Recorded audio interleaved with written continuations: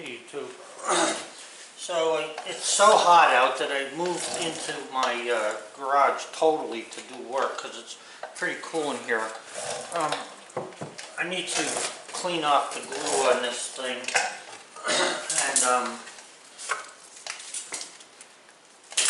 polyurethane this, and then I'll be done with it. Now, you know, prices of stuff is utterly ridiculous. Yes, I'm donating these to some guy that asked me to make benches for the cancer thing, and whatever that is, I don't know where they're going. For all I know, I'm getting ripped off. I hope not. I hope it helps someone or whatever. But anyway, here's the thing. My wife and I like Ethan Allen furniture, and I don't know if you've ever bought any Ethan Allen furniture, but if you do, and you're not making $200,000 a year, I would say that you've spent a good chunk of change on it, that, you know, out of your income. But what I'm getting at here is a piece of white oak furniture like this, a table, this little piano bench, just the way it is, you know, once it's finished, you're looking at around $600 for a completed bench from Ethan Allen. Now, yeah, there's markup on all kinds of stuff. You know, you got markup on the material, you got markup on the workmanship, but nonetheless, if you've ever bought their furniture, it's pretty decent stuff. Although I bought a Deacon's bench there one time. I think it cost me $1,200, and after I bought that, I said to my wife, from this day on, we are going to make our own furniture. And I did. I stopped buying furniture there because it was so expensive. It's not bad, but it's expensive. And the thing is even though I paid a lot of money for that bench, in time it ended up where all the joints came apart and I had to re-glue them. So I'm not exactly sure what the problem with that was, but I don't know if they used inferior glue or what happened, but that's what the issue is with them, with that. But what I'm getting at is the price of stuff. So, you know, if I sit down and I say, well, okay, this is white oak, and white oak is commanding about $8 a board foot, same as red oak. So $8 a board foot, you're looking at 1, 2, 3 board feet there. I don't know, maybe three more board feet. So let's say 6 board feet. So 6 times 8 is $48 for the wood, okay? And then my labor, I like to charge $30 an hour for stuff, only because if you're going to be paying taxes, you got to have that much money or you're wasting your time. So at $30 an hour, even though it took me a while to make these, because, you know, I've just been fooling around with them, if I was in a hurry or if I needed to do it in a production type setting, I'd probably have been able to do 2 of them in about, the 2 of these, in probably about 3 hours, I would say. So what you're looking at there is 30, 60, 90. So roughly we're at $150. That's a rounded off number. So $150 for these 2 benches. Now the rustic one, believe it or not, takes just as much time as this fancy one because of all the dowels I had to put into it and stuff.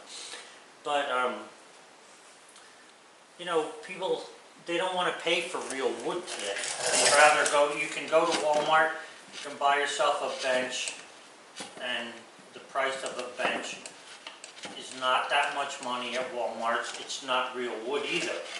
So, you know, whatever you get there is going to be, you can see this was rocking a little bit. I take care of that in the end, but I don't trust this floor. I have a spot that I can set this on that I know will be level. So at the moment I'm not worrying about that. Everything is squared up. Yeah, so anyway, what I'm saying is you can go to Walmart, you can buy a bench for $29.95 or whatever, but it's not going to last you near as long as what something like this would. I have furniture in our house that I built 20 years ago or more that is still as nice as it was, if not nicer. And what I tell my wife is, when I build a piece of furniture, I want you to give it a hand rub finish. And I tell her that because she'll polish that, whatever it is, so many times in our lifetime that she actually makes the finish like glass just from polishing it all the time.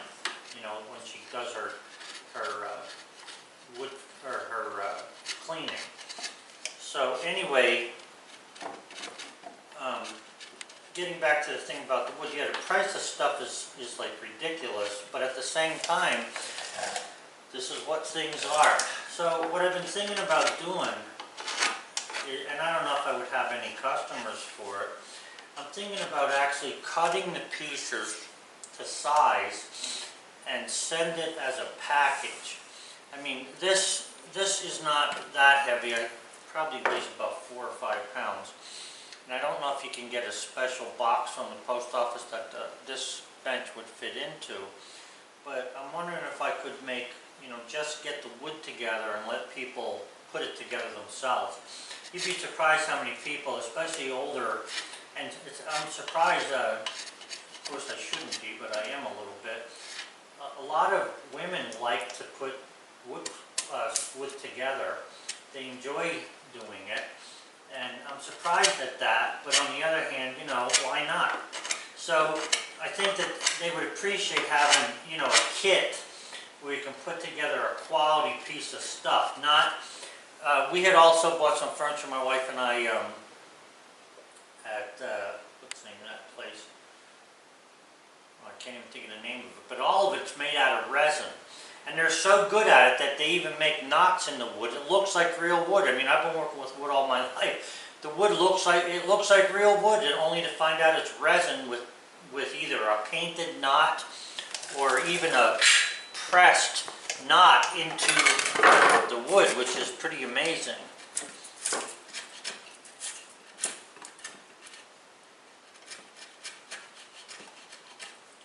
Now after I get this glue off of here, I'll finish leveling this thing up. I got to get this top smoothed off a little better.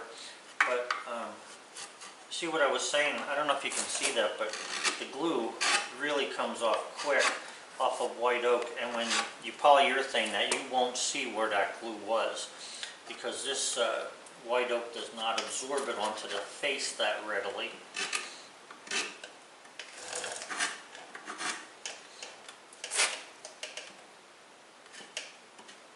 But anyway, let me have some comments on whether you think putting, like, if I took all the pieces to this bench, the tapered legs and everything, but I didn't sand them, I think that a person, you know, might like having this package with the top already routed but not sanded, you know, and they put it together. I might have to include some fasteners, because people are not going to want to put dowels in here, and that would make things harder for them. But I'm just wondering if it would maybe not be a nice idea to have real wood furniture, because, you know, it doesn't matter who makes it if it's real wood, and it's something you can pass on to your, you know, kids or whatever, or your grandkids. Of course, I don't know, in this day and age, they don't seem to appreciate a lot of this stuff yet, but I'm sure there's some out there that do.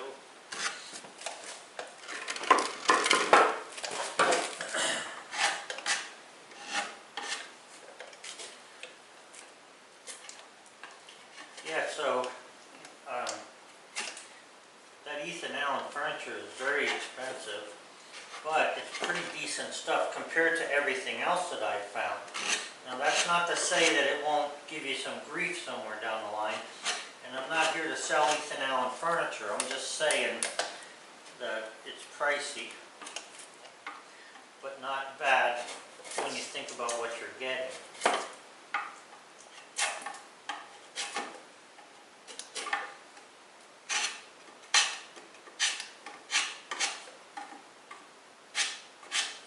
I've had a lot of people say to me they'd like to buy some of the wood I have in the comments and different things, but, you know, like, it's impractical to try to send too big of stuff, but, I mean, you can send almost anything today. I'm just trying to come up with a nice little kit. I have a nice heart-shaped plant stand that I made for my wife. I made a bunch of them, but years ago. She still has it. It's made out of pine, but a nice one made out of white oak would be pretty good. Maybe about yay big, a heart shaped with 3 legs coming down from it. I was thinking maybe a kit like that might be something that would sell. I don't know, I guess something cut out like this, rough cut, not rough cut, but not sanded, planed a little, not totally sanded, plus the top. I don't know, you're looking around probably $50 for that, maybe 60 if I have to ship it.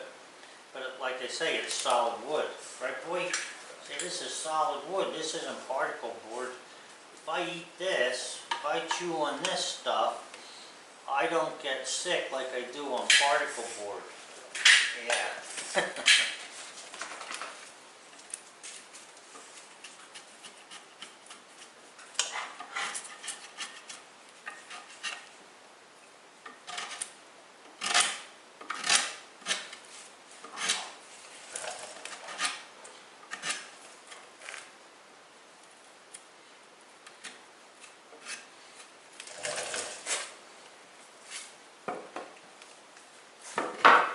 Turn this around and get on the bottom.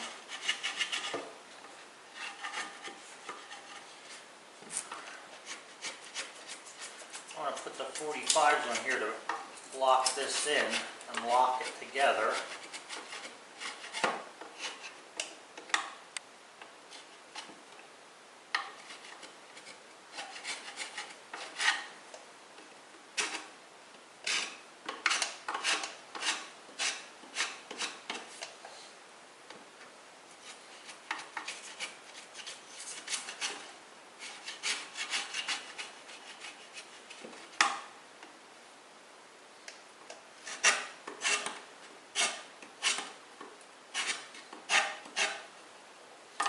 I gotta see how much it will cost for shipping.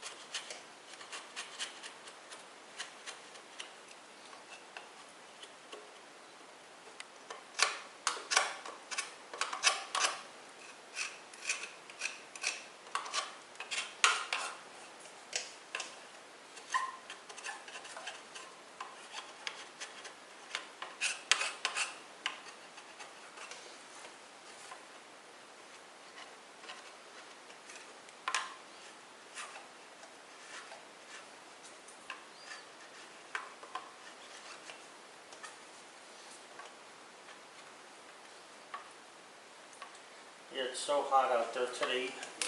We took Bullseye just for a little walk my wife did this morning. I had to run to the store for something, but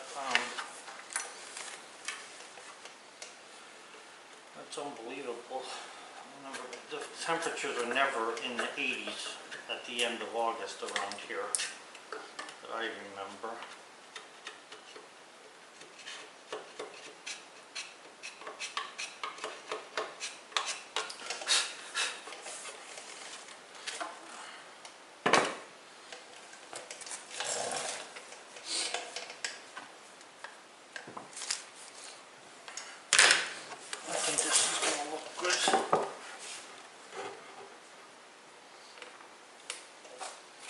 About where that's going to be.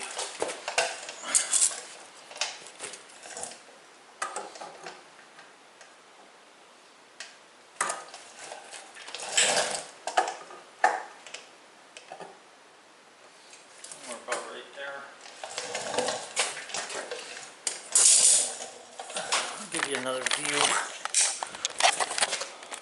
So that's the rustic looking one, and this is the more refined looking one.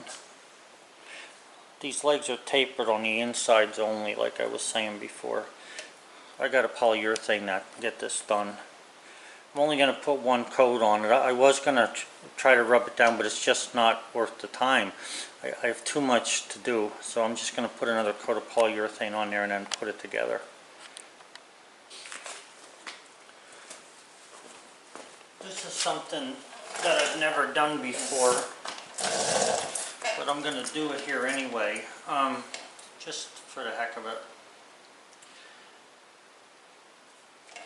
I have two comments here. Now I'm not going to read who they're from because you can read their comments if you want to, but it says, Joe, you are fearless with those power tools. Well, let me tell you something. I am afraid of power tools, but not to the point that I don't use them. But I do respect them. It's not fearless as much as it is confident. You know, when you've used something like I've used a circular saw in all kind of positions, laying on my back, you know, standing on one leg, bent over, reaching over a roof, all kinds of stuff. So I don't have a problem with a power saw, but believe me, I am totally alert to where that blade is spinning and whether the guard is down. And if you look at some of my videos, you'll see me set the saw down and hesitate with my hand to make sure it's going to stay where I put it. So it is a matter of being confident. I mean, and as I get older, like with the Milwaukee drills, those drills are so powerful that they literally can break your wrist. So, you know, you have to be careful with that. But it's not fear or fearless, it's confidence. It's just that that's how long I've been doing it. If it wasn't for that, you know, yes, I probably would have a problem. But I got all 10 fingers, all 10 toes. I can say that I think I cut a cord on a saw one time in my whole career. Other than that, I've never cut a cord. I have cut myself numerous times with knives, though. You know, utility knives are the worst. Had some, you know, minor mishaps that have nothing to do with power tools, but as far as power tools themselves, you know, once you understand how to use them and you know what they can do, once you use them long enough, you'll learn what you need to do to be able to keep them in check. So it's not a matter of being fearless.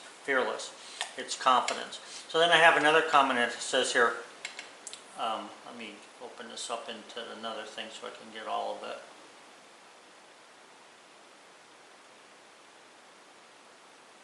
Let's see here. This one says, I love the craftsmanship that goes into your projects. It is becoming a lost art, and I hope that through your continued teaching that Carmine will keep it going forward. It's very time consuming, but the self-satisfaction of a well-created object makes it well worth it. The clear finish is perfect. So, yeah, you know, I have watched, my favorite place, and I've said this before, to go is Mystic Seaport. I love going up there because I love the idea of old craftsmanship with these old ships, and the interior finishes that they accomplished, you know, hundreds of years ago was magnificent. The woodworkers and carpenters of that time, of that era, must have been really something. We're talking 1700s and about, you know, 100, give or take 100 years each direction. But I really like that. I am not what I would consider a craftsman, although, you know, what I do, you don't find a lot of being done anymore, but it can be done, and there's a lot of young guys out there who are doing some nice work. You know, of course they're using all the fancy machines to accomplish that, but that's okay as long as they still know how to put stuff together so that it doesn't come apart. That would be the good thing. So yeah, it might be appearing to be lost. There's a lot of people that do this, though, who, just like a lot of the people in this country who are not given, you know, half-mast when they croak, is the same thing with furniture. There's a lot of people out there who can make it, lots of them. I know a couple of people, you know, that I recently met that do a heck of a job making nice looking furniture. It is time consuming, and that's the problem with it. For something like this, like I say, you're looking at $48 worth of wood, you know, at top price for wood. And then if I were to really go into it, like let's say I were to put a really nice finish on this, you know, hand rub finish, sand it, coat it, you're looking at probably 6 hours worth of time on, and it's actually more than that because it goes into days, because you polyurethane one day, you got to, you know, sand it the next. But I would say that, you know, even at 8 hours, you're looking at, you know, what's 3 times 8, 240, so another 50 is, you know, $290 for a piece of furniture. Seems like a lot of money, but I remember in our other house that I lived in before we moved here, I had bought, or I had built oak tables, oak end tables for my wife, because the tables, to buy the tables would have been like $800 a piece for a table with a drawer in it, and I could build them for around $350. That was buying the red oak at Lowe's, which is the $8 or whatever it was at the time price, plus the time that I put into it, because at that time I was working, so my time was valuable. But anyway, those are two of the comments that I got this morning so far, or this afternoon I should say, and I'm going to start reading comments and making my comment online to them. It might help me if I start getting too many that I can't answer, you know, with the computer, but I do like answering them, and I like being personal with it as well. Okay guys, so I got to get to work here, so I'll talk to you later. Bye. These are the 45 blocks that are going in there, and eventually they'll tie the legs together. They actually do hold the legs in place, but there's a way to do it, and I'll show that to you later, where you actually put like a shim in there to tighten this up. But for now, this is a little wide, and I just need to take some wood off of it. One of the ways that, without measuring everything, I help myself to know what's going on is if you put a pencil mark on top of the piece and you have the, you know, the plane set to just, you can see to just do the minimum of cutting, you can tell when you've taken off that much, and you're probably looking, I don't know, maybe 128 or something, but to just do that, and it also helps you to keep the plane flat. So when you look at this, if you run the plane across it, okay, if you run the plane across it and you haven't taken out in the middle, like you'll see it's all along one side, so you want to sort of bring it over so you're flat. It takes a little bit of doing, but it's not hard to do. It's just, it takes some practice to do it. Also, I wanted to tell you a little story as well, since I'm doing this. You know, us old guys have a lot of stories. One time, and this is in response to all the people who say, you know, use a router, use a drill, use this, use that. I do use all that stuff, but sometimes I don't, and there's a reason for it. This is to keep this from getting marks in from the vise. A guy once says to me, or no, I had a bunch of heavy equipment, and in the wintertime we would work on the heavy equipment, and what I was doing was I was changing, I needed to replace the final drives in an old Alice Chalmers track loader. And I didn't know how to do it, but I was certainly willing to help. It belonged to me, but I was very young. So I had one of the equipment operators. He told me that he could do it, and I had him come in. And when he came in on a Saturday and at nighttime, he would help me. Actually, I helped him. When he came in, he used to bring this old, wore-out toolbox, and he wasn't an old guy, but the tools were in his family a while. The wrenches were old, the ratchets were old, everything was old that he had, and I had a really nice toolbox. I was young then, my tools were not very well used, and I says to him, boy, you got some old tools there. Why don't you buy some newer tools for yourself? And he said, someday I will. That's what he said to me. But he was thinking about what I said. So we got to the point where this final drive was in pieces. And I'm telling you, this thing had about 1,000 pieces to it. And I was just hoping this guy knew what to do with this. So he says to me, one night I went in there and he says to me, Joe, can you go out and get that new toolbox you have with all those new tools? And I brought it in and I set it on the floor. I opened it up. I opened some drawers. He says to me, so let me ask you, can those tools put this thing back together? And at first I didn't know what he meant. He said, let me tell you something, and never forget this. I was taught this by my grandfather. He said, tools don't make a mechanic. It's what you know. A good mechanic doesn't need good tools. He just needs to be a good mechanic. And so it is with carpentry work. You don't have to have the latest and greatest. You can work with a simple file and a handsaw if you know what you're doing. So, little story, I learned a valuable lesson. And I'm so lucky to have spent time with so many good people teaching me this stuff. And I never forgot that. We're talking close to 40 years ago, or well, not quite 40, maybe 35 years ago. So, just thought you'd like to hear that story. These blocks that I'm working on right now, this is a round rasp. All I'm doing is putting a little groove in here, and the groove is just enough to hold on to the corner of the leg while I clamp the 45 that I'm putting on there in place.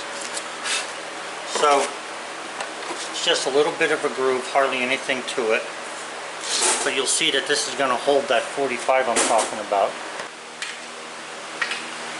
So I want to dowel these into place, but it's really hard by myself here without making a whole bunch of jigs to try and figure out how to hold this. So what I do is I just glue everything in place and then use wooden dowels to hold it in place after the fact. So I want this 45 in there, okay? So what I use this for is to put that here before I put the clamp on. Now this is the hard part as well, not having anybody hold the clamp. So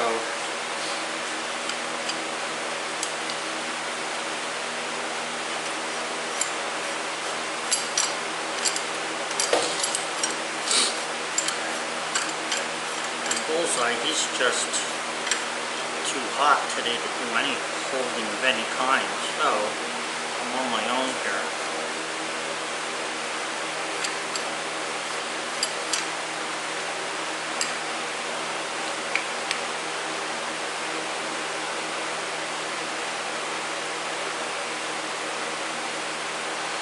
Now, what I'm doing is I'm putting that groove that's on here right at the corner of the leg.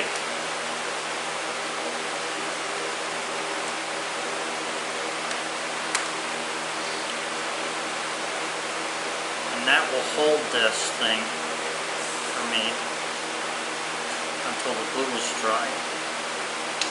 Just like that. That's all I'm looking for. And you don't want to make this too tight, because if you do, you'll bend this. This will have a bow in it. And even though the seat's on top of it and the bow is not easily seen, the point is I only have 1/4 of an inch, actually from here out, 1/2 inch from here to the edge of the table, or to the edge of the bench, I mean, on each side. So if I'm not careful with this, you'll have this wood sticking out almost to the edge of the table, and anybody who picks the table up will notice that. So you don't want to put a lot of pressure on this. And what I'm doing is I'm actually using this as sort of like a lever type thing to tighten. All I have to do to take these off of here is just push them to the side and they'll come free. So all 4 of them are on there. This is going to tighten up the corners and also keep the legs in place here where they're supposed to be. And I can also use shims them that come in from the back here and tighten. Once I dowel these in place, I can tighten this to the leg to hold that leg solid there. Now I don't necessarily have to do that right now because of the way I have this. And once if I put pegs into the top of the table, it'll hold the legs where they are anyway. But I don't know if I want to, or not table, bench. If I do that, although this could be an end table, although if I put the pegs in from the top, I'm going to either have to sand them smooth or I'm going to have to put plugs on them, and I don't know if I want to do either one. And I don't want any more work than I have to have. So I'm just going to put these in place for now and then peg them in and be done with that. One way you can also do this is to take and drill a hole in here, drill a hole into the leg and pull on this and the leg with a screw. That's how a lot of them are done. They'll usually put a wood screw in here and then a nut on the opposite side that you can snug up the leg. Because in time, all furniture sort of swells and shrinks and stuff. So that's why I like making the furniture with a little bit of extra moisture in it, because I believe when it shrinks, this is my own theory now, when it shrinks, it'll pull tighter together rather than apart, because it's not shrinking that much. So we got to leave this sitting out for a while. And you can see my helper here. Not doing a whole lot today.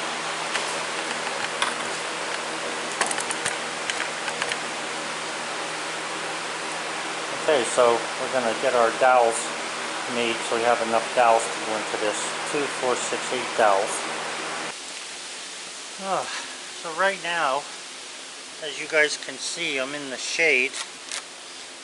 My daughter was telling me last night, apparently she gets perturbed when my wife and I aren't feeling well. And last night, I don't know if we were out in the sun too much, apparently that was it. And we didn't have enough water or whatever, but we were doing a lot of things outside. It was very hot yesterday, and when I was talking to her on the phone, she said, you gotta drink, you gotta drink, you gotta drink. So I decided I wasn't gonna do nothing today, but that didn't work. So I was in the garage. And it's nice in the garage. I'm making 12-inch Surveyor hubs. I was in the garage and it was nice in there, and it was so nice I figured I'd come out here. In the shade it's not too bad, and there's a good breeze right now too, so it must be gonna cool down. Or get hotter.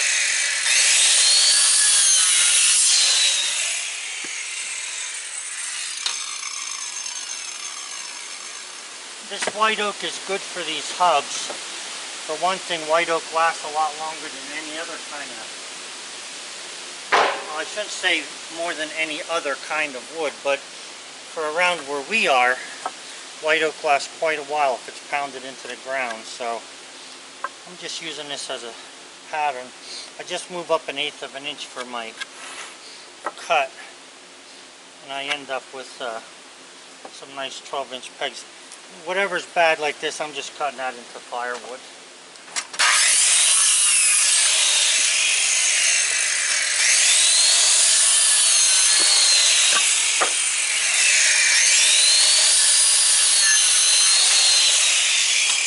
It'd be a lot easier if I had the miter saw down here, but the miter saw is up in my house I'm working on.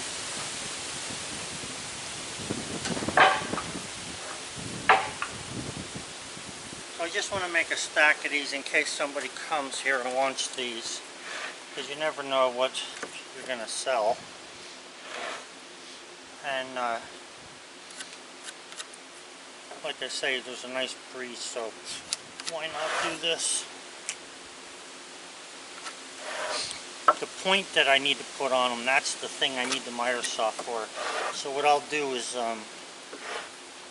I'll cut these to length, and I'll throw them on my little trailer that I have and take them up there and cut points on them in the house later on.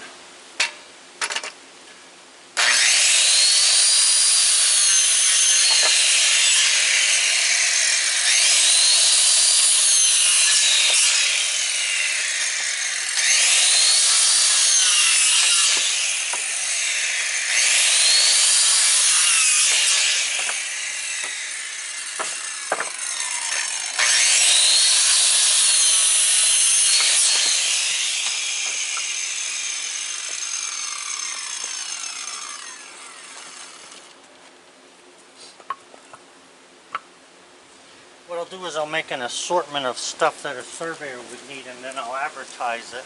So these are the short hubs for where they put a nail into a piece of wood. And then I'll make a longer hub for someone who might be doing forming work, or somebody who wants to just stake something into the ground. There's a pattern. And then I'll also do some laths, which are 1/2 inch thick by about 1.5 inches. And they use those for flagging, to flag where the points are.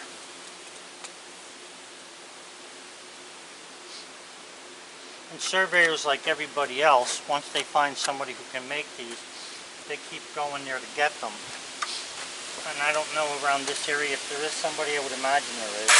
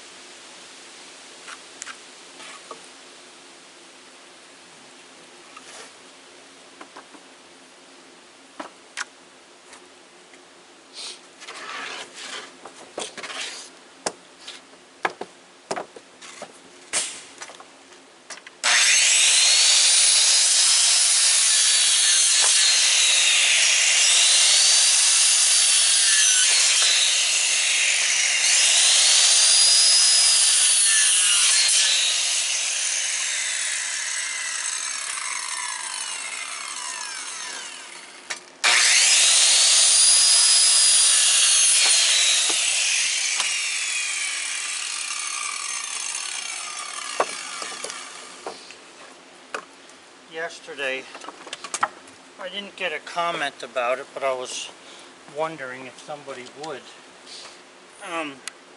When I was making some cuts yesterday, I actually took my glasses off instead of leaving them on. And you would probably wonder,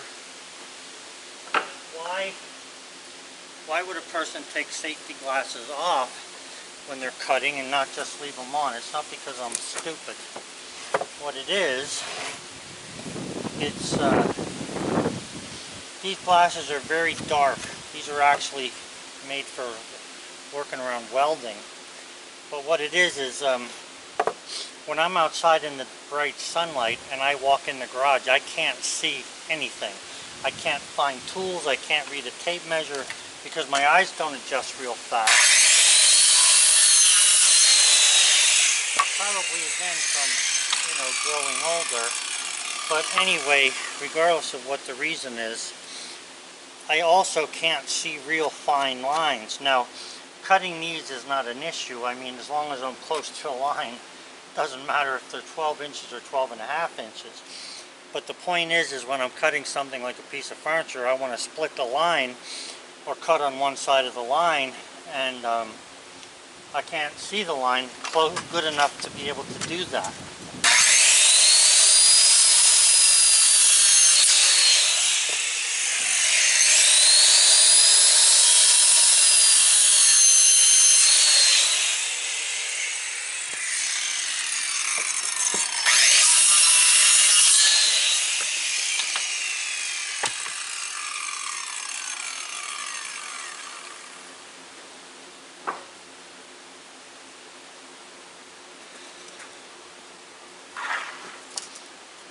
It's got a lot of wave in it.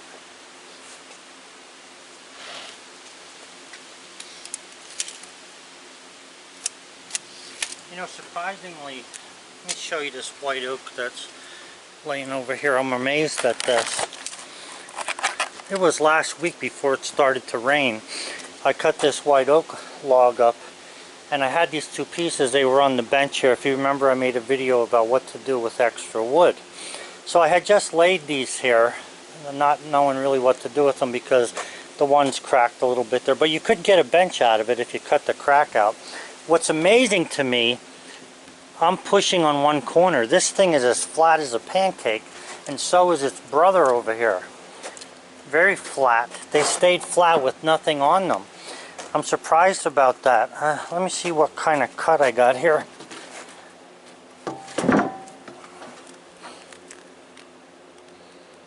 Well, I'd say it's a riff. That's a riff sawn. I don't know what this is here.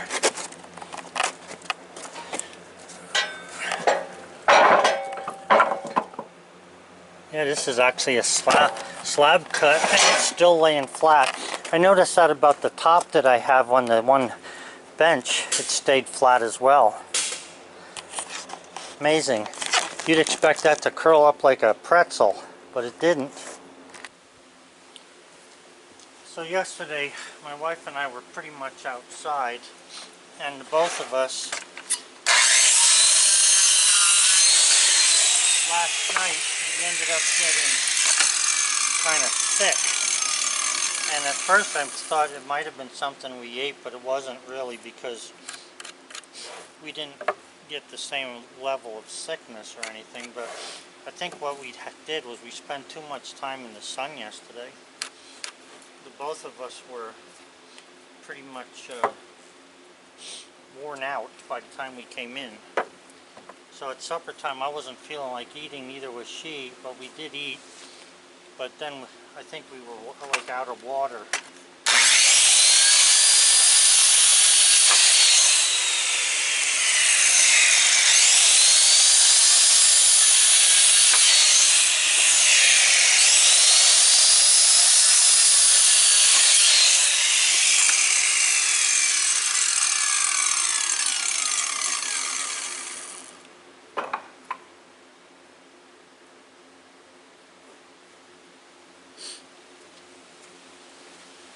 So, you know, they say if you know some old people, either in the summer or winter time, call them.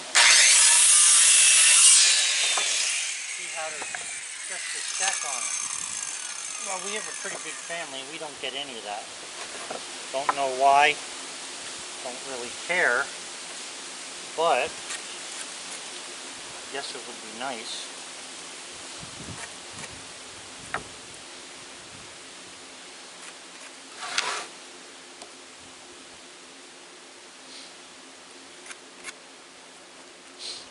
Anyway, like I say, I'm going to finish cutting these. Whatever these couple come to, that'll be all I'm going to cut. And then I'm going to put points on them.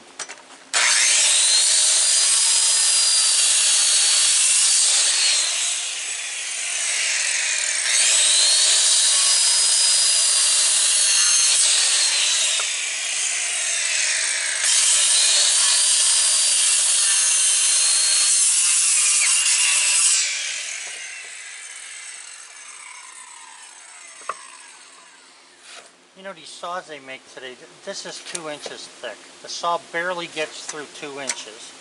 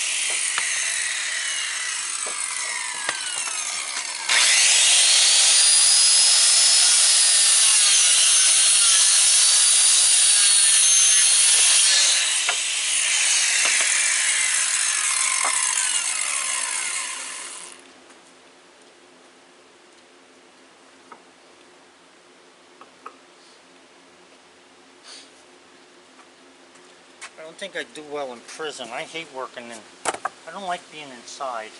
I like being outside.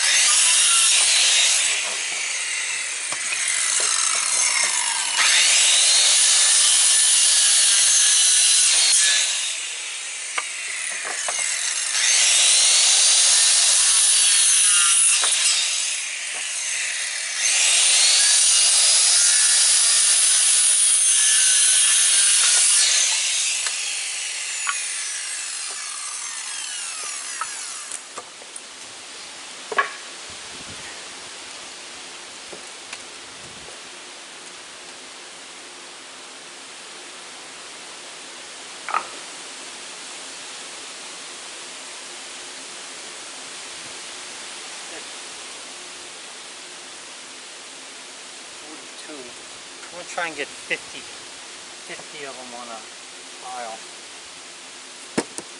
Find it.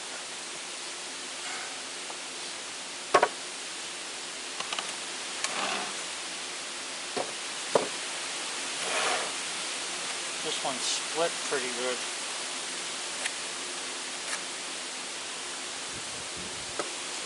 I'm going to get one out of that.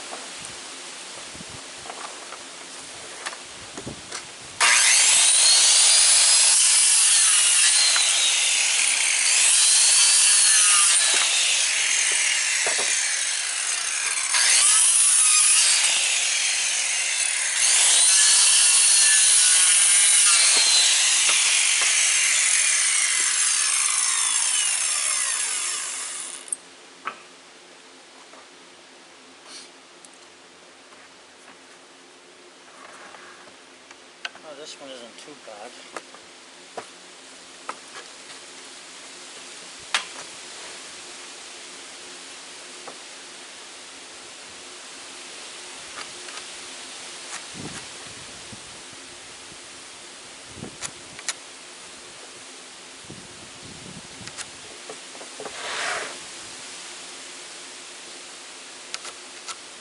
thin down here, so I'm not going to use that.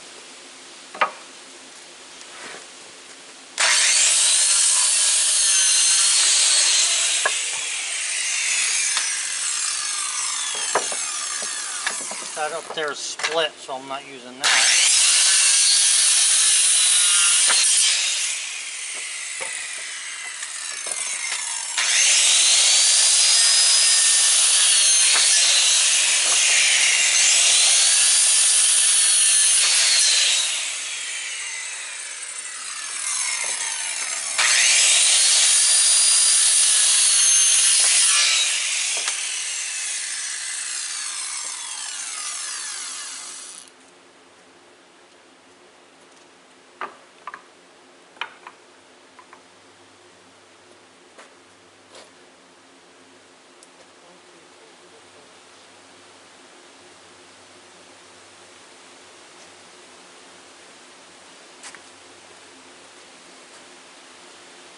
Only a couple more for 50.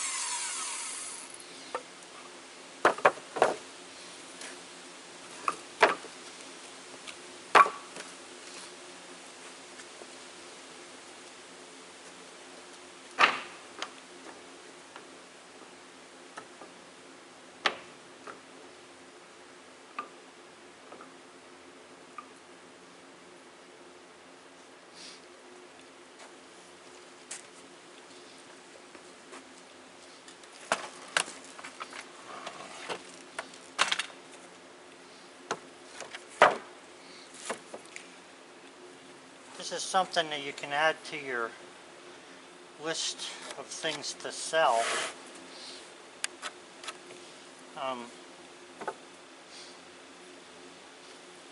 You won't sell a whole load of them unless you get unless you're in a city. You might get a bunch of surveyors that are, or people who stake things out that would like these short stakes, these hubs, but I doubt it. But anyway,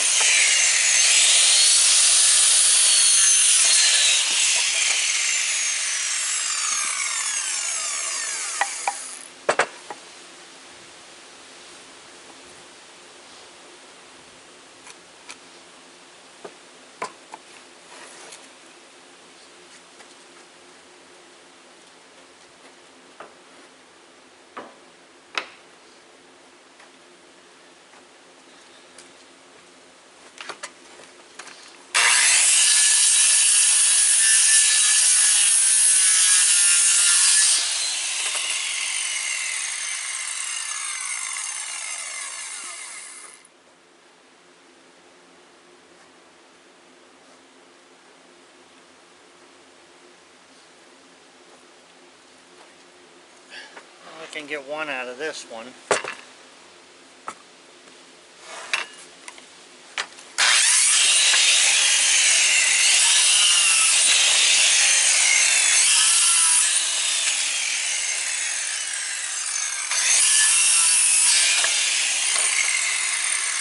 Not really.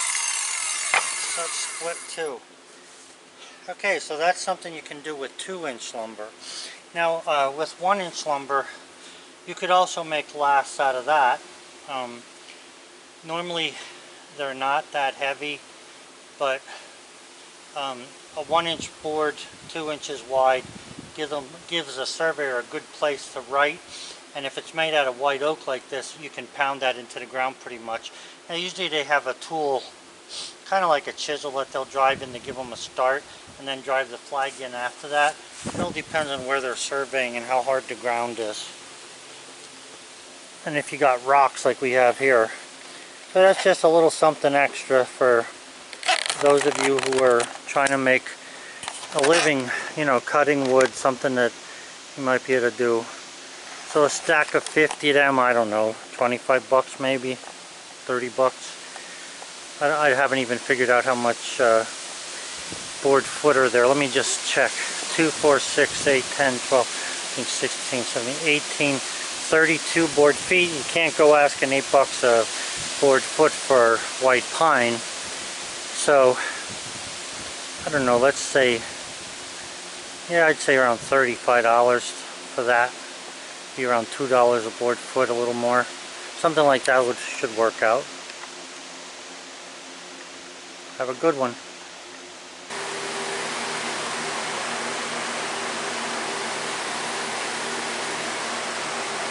Mm-hmm.